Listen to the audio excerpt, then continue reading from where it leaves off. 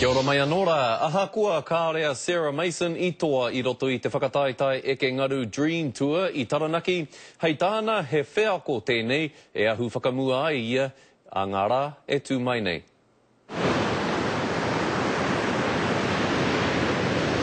Koinei pea te whakarāpopoto tana o nā mahi Eke Ngaru a Sarah Mason I te whakataetai mo nā wāhine o te ao ki Taranaki. Yeah, well, I was just hoping for a wave to come through, like a biggish wave, so I could get my score on it. But it didn't come through, so. Kātahi anō a Sarah Mason katoa I te whakataetai Eke Ngaru mo nā wāhine o Aotearoa. Nō kona I whakaaetia kia uruia ki tēnei whakataetai mo nā wāhine o te ao.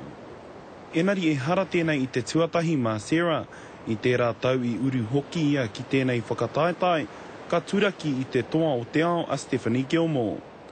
Engari kāre anō I pērā I tēnei tau, ka hinga ki te toa o Brazil a Silvana Lima. It was really good to get through the trials and come in the main event because it's always a real good experience. So, yeah, I was really happy with how it went overall.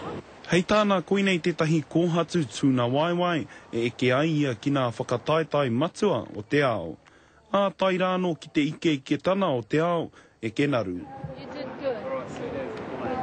Well, I'm working on it this year. I definitely want to get on it soon. So, yeah, I'm just hoping for that day.